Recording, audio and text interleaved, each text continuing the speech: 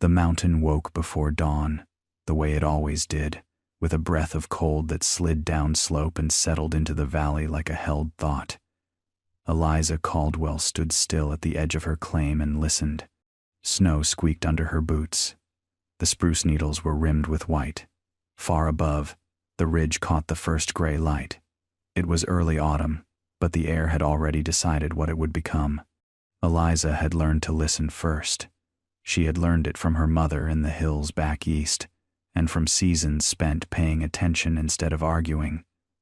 The mountain told you things if you let it. It told you where water moved under stone. It told you where wind gathered its strength. It told you how long the sun would touch a south face before slipping away. People in the valley said she was stubborn. They said she was building the wrong thing in the wrong way. They said winter here was not a puzzle you solved with cleverness. It was an enemy you endured with firewood and prayer. Eliza did not argue. She lifted her shovel and went back to work. She was digging into the slope beneath the ridge, not straight in, but down a little first, then curving, the way cold air liked to move. The earth was a mix of clay and compacted sediment that held its shape if you treated it gently.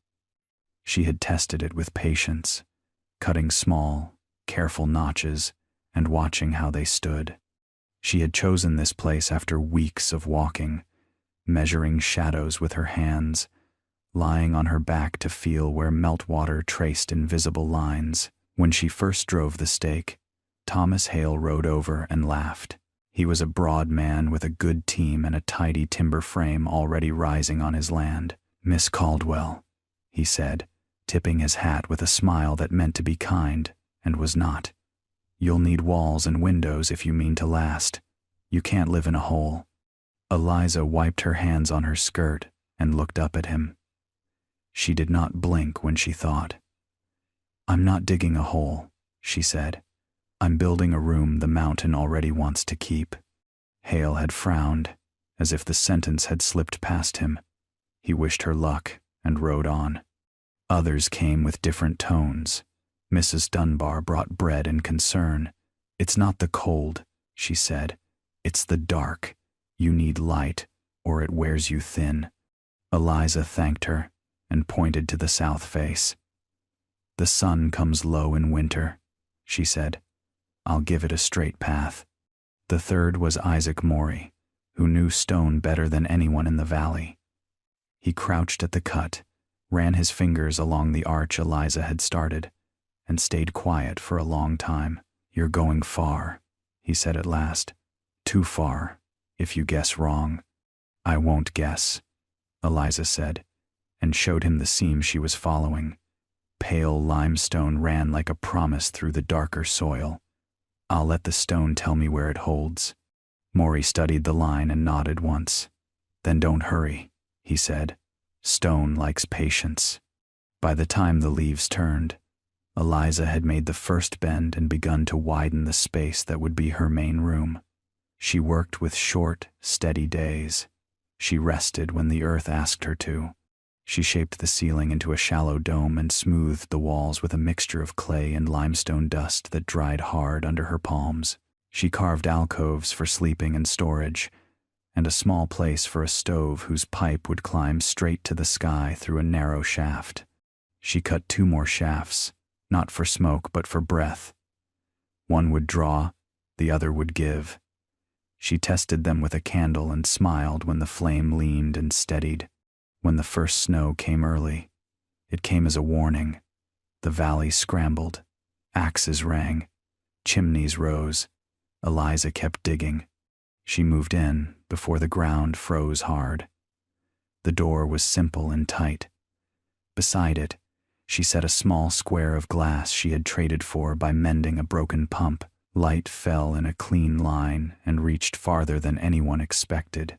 The first night she slept inside, the mountain held its temperature. Eliza lay awake and listened to the wind pass overhead without finding her. She felt the steadiness of the place and let her breath match it. Winter did not ask permission. It arrived with a voice. The wind came down from the north and found every seam in the timber houses. Fires roared, and still the cold crept in. Snow piled where it was told and where it was not. Days shortened into a narrow band of gray. Eliza measured the air inside her room with her hands and a simple thermometer she trusted. It shifted by a finger's width and stopped. She lit the stove when she cooked and let the walls do the rest. Water ran clear from the small channel she had cut to meet the seep in the limestone. It stayed cold and did not freeze. On the third day of the storm, someone knocked. It was Hale, wrapped in layers, his face tight with effort. He stood in the doorway and stared as warmth met him halfway. "I didn't know where else to go," he said, and the sentence was an admission. Eliza stepped aside. "Come in," she said. "Sit. Get warm." Word travels in weather like this. By the next evening, Mrs. Dunbar arrived with her daughter, quiet and shivering, eyes wide at the light in the smooth walls. Isaac Morey came later. Snow crusted on his coat, and nodded to the ceiling as if greeting an old friend. They made room. Eliza rationed carefully. The pantry she had carved stayed cool and kind. The air moved and stayed fresh. Outside, the wind spoke all night, and none of it touched them.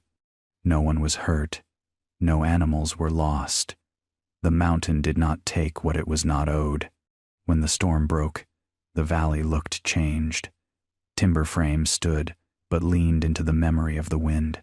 Snow lay deep and honest. Eliza opened the door and felt the cold without fear. They stood together and looked. Hale said nothing for a long time.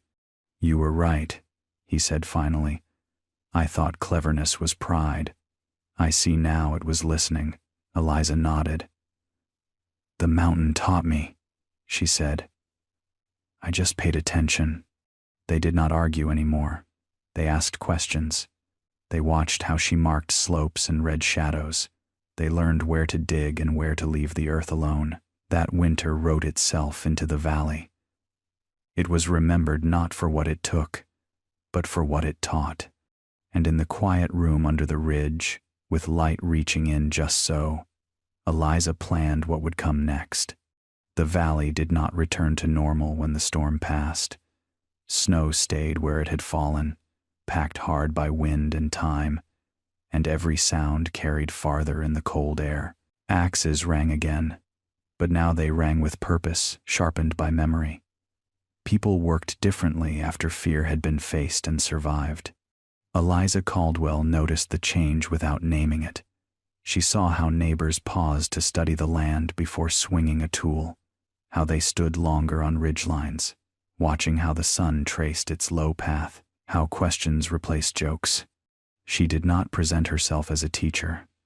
She kept working, and when someone asked, she answered plainly. Hale came first, walking carefully along the packed snow with a notebook tucked under his arm.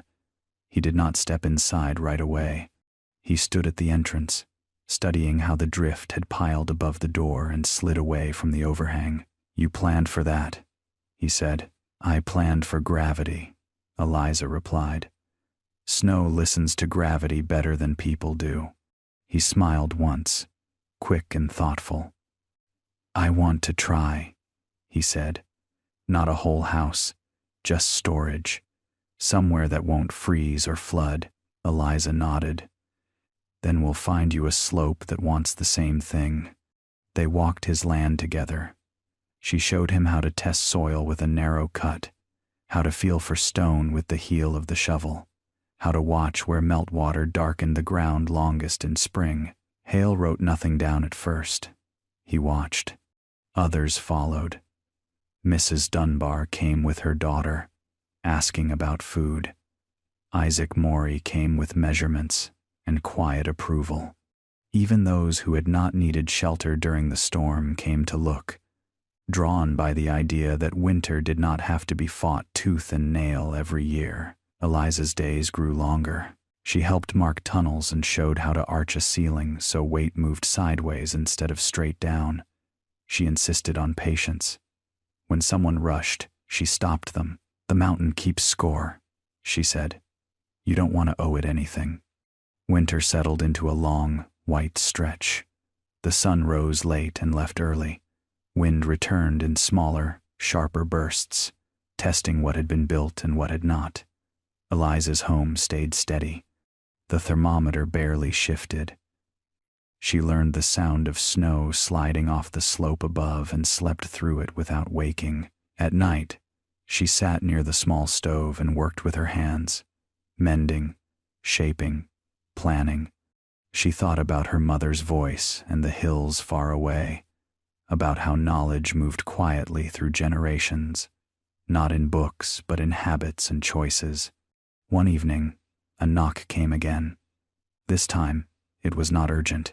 It was Mrs. Dunbar's daughter, cheeks red from cold, but eyes bright. "Ma says thank you," the girl said. "The potatoes are still good." Eliza smiled and handed her a small, cloth-wrapped bundle of dried apples. "Tell her to slice them thin," she said. "They last longer that way." Late in the season, when the cold had settled deep into the ground, a new sound reached the valley. Not wind, not axe. A low crack that carried. A timber roof had given way under weight it could not shed. No one was hurt. The family escaped in time, frightened but whole. They arrived at Eliza's door with snow in their hair and relief shaking their hands. "There's room," Eliza said, already moving aside tools and blankets. They stayed 3 nights while repairs were planned. The room grew crowded but not close. Air moved, warmth held. The children slept without fear, their breath slow and even. Word spread beyond the valley then. Travelers passing through stopped to look. Some scoffed, some nodded. A few asked careful questions and stayed longer than they meant to. By early spring, the first true thaw tested everything again. Water ran hard and fast. Timber foundations soaked and shifted. Root cellars flooded where they always had. Eliza's channels filled as designed and carried water away. The floor stayed dry. The pantry stayed cool. She stood at the entrance one morning and watched steam rise from the valley while her breath barely showed. Hale came with news. "They're calling it sense now," he said, almost laughing. "Not madness. Sense." Eliza leaned on her shovel. "Names don't change the work," she said. But she felt it too. The quiet shift. The way survival had loosened its grip just enough for people to think beyond the next storm.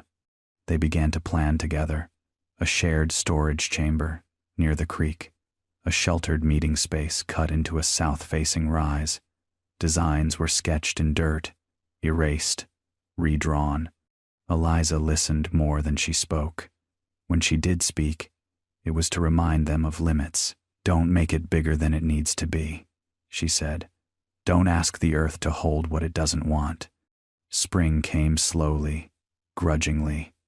Green showed itself in careful patches. The valley breathed again. Eliza worked on her own place last. She added a second small room, not for need but for the future. She strengthened a shaft, smoothed a wall. She planted above the roofline grasses and low plants whose roots would hold soil and whose bodies would take the sun's heat and give it back slowly. One afternoon, Isaac Morey stood beside her and watched her press seeds into the damp ground. "You didn't just build a house," he said. "You built an idea." Eliza shook her head. "Ideas are light," she said. "This is weight and time," he smiled. "Sometimes that's all an idea needs." The first full year turned. Summer returned with heat that pressed down on the valley. Timber houses grew close and stifling. Eliza's room stayed cool. She worked in the afternoons without hurry, the mountains steady around her. People stopped by then not out of curiosity but habit. They sat, they talked, they planned. The mountain listened, the way it always had. And somewhere beneath the surface, deeper lessons were settling, waiting for the next test that would ask whether this new way of living had truly taken root. The second test, did not arrive with noise. It came quietly, the way the most dangerous things often do. By midsummer, the valley noticed what was missing before it noticed what was wrong. The creek ran, but lower than it should. Grass browned early on the south slopes. Mornings stayed cool, but afternoons stretched longer, heavier, as if the heat had nowhere to go once it arrived. Eliza Caldwell felt it first in the water. She dipped her hand into the channel she had cut months before and held it there longer than usual. The flow was steady, but the temperature had shifted. Only a little. Enough to notice if you were listening. She did not say anything at first. She watched the ridge. She watched how clouds built and then dissolved without giving rain. She watched how the wind changed direction in the afternoons, pulling warmth upslope instead of letting it spill away. By August, the valley was talking. "It's just a dry spell," someone said. "We've had worse," said another. But the wells told a different story. Buckets came up slower. Pumps sighed instead of singing. Crops held on, but just barely. Leaves curling inward to protect what little moisture they had left. Eliza worked every morning before the sun climbed too high. She reinforced the channels that guided runoff away from her home, not because there was water now, but because there would be again, and the mountain remembered old paths even when they were dry. Hale came one afternoon with his notebook again, the pages filled now, not empty. "The lower pasture's failing," he said, "and Mrs. Dunbar's well dropped a foot this week."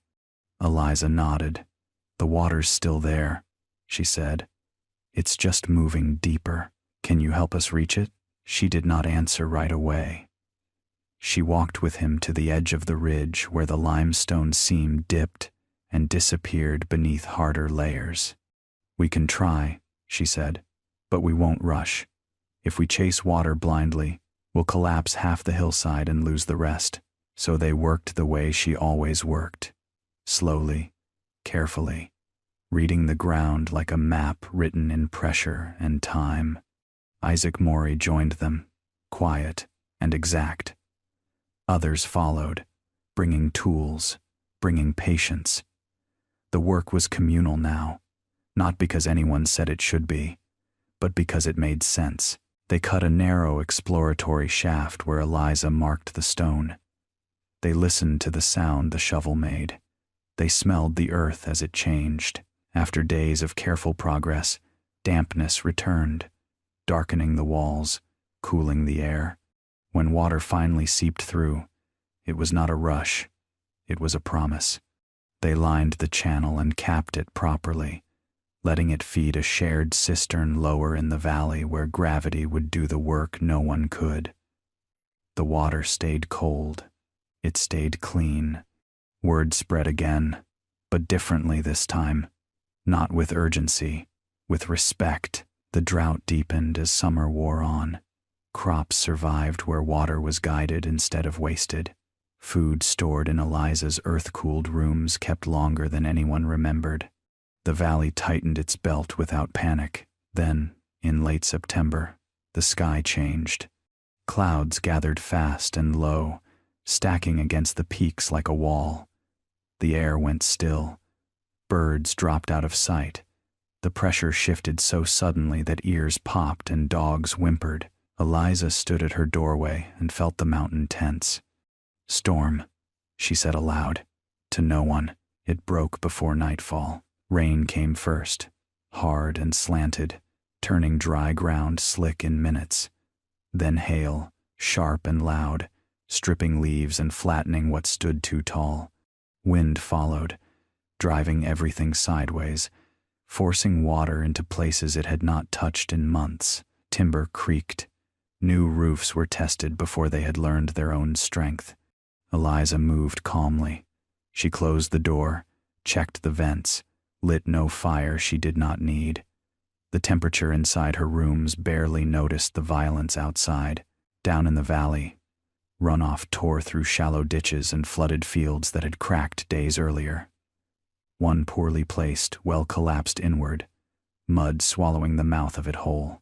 By morning, the storm had moved on, leaving damage scattered and uneven. No one was injured, no animals were lost, but the message was clear. Nature did not offer problems one at a time. That evening, people gathered near Eliza's place, not inside, but outside, standing on the packed earth where grass already showed signs of returning. They did not ask what to do. They asked what to understand.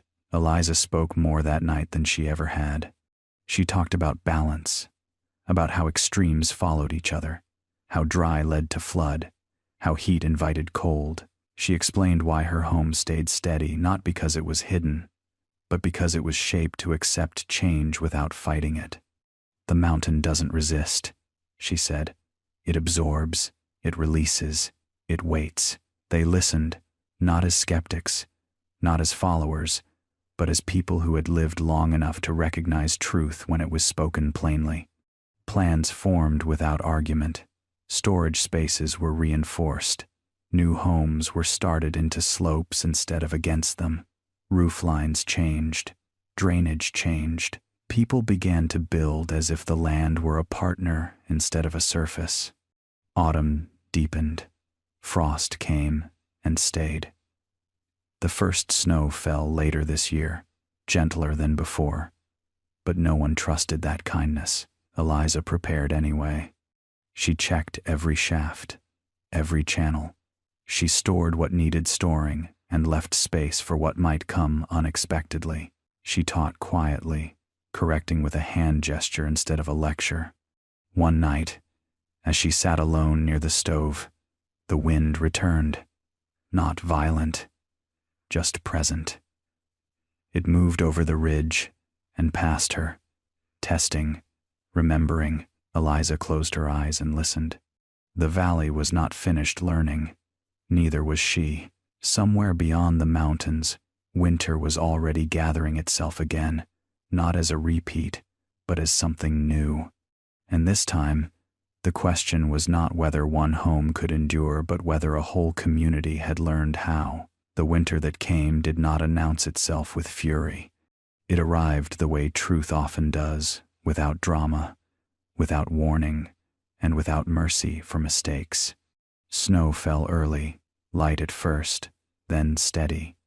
The cold followed, not sharp, but persistent. Days shortened, until the sun felt like a visitor who never stayed long enough to finish a sentence. Wind returned to the ridges and learned the new shapes the valley had given it. Eliza Caldwell felt no urgency, only readiness. She moved through her rooms with the calm of someone who had already accepted the season. The walls held, the air moved, the water ran. The mountain did what it always did. When it was respected, it kept its balance. Across the valley, other homes answered the winter differently than they once had. Not all were cut into hillsides. Not all followed Eliza's designs exactly, but none ignored the lessons anymore. Roofs shed snow instead of catching it. Storage was placed where temperature stayed kind. Drainage ran where water wanted to go, not where it was convenient. People still burned wood. They still watched the sky. But they did not feel hunted by the weather. The first long, cold stretch came in January. Temperatures dropped and stayed low. Wind pressed against doors and tested joints. Nights stretched thin. Eliza received no knocks that winter, not because people did not need help, but because fewer people were desperate. When someone came, it was to compare notes, to ask why one vent drew better than another, why a slope held snow longer, why one pantry stayed cooler than expected. Eliza answered, always the same way. Watch, she said, then decide. Late in the season, when even patience felt tired, the cold deepened again, not record-breaking, not legendary, just enough to remind the valley what forgetting used to cost. A timber house on the far edge failed where it had always been weakest. The family moved calmly, without fear, into a neighbor's earth-backed storage room that had been widened for just such a reason. They stayed warm. They stayed whole. Eliza heard about it days later. She nodded once and went back to her work. Spring arrived slowly, as if testing whether it was welcome. Meltwater followed the channels that had been cut with care. Fields drank without drowning. The creek rose and settled into its banks. Green returned. When the valley gathered that year, it was not for celebration. It was for acknowledgement. Hale spoke briefly, uncomfortable with attention. Mrs. Dunbar's daughter, taller now, listened instead of talking. Isaac Morey stood with his hands folded, eyes on the ridge. No one asked Eliza to speak. She did anyway. "Nothing here is finished," she said. "Not my home, not yours. The land changes. So must we. What matters is not copying what worked once, but understanding why it worked at all." They stood quietly after that. Years passed. Eliza's hair silvered. Her hands slowed but did not forget. She took fewer projects, answered fewer questions, but never stopped watching. New families arrived and built differently than the first ones had. Children grew up assuming that earth-backed walls and shared storage were normal. When storms came, they were met. When droughts came, they were managed. Eliza's home remained unchanged. It did not need improvement, only maintenance and respect. The mountain held it the way it always had.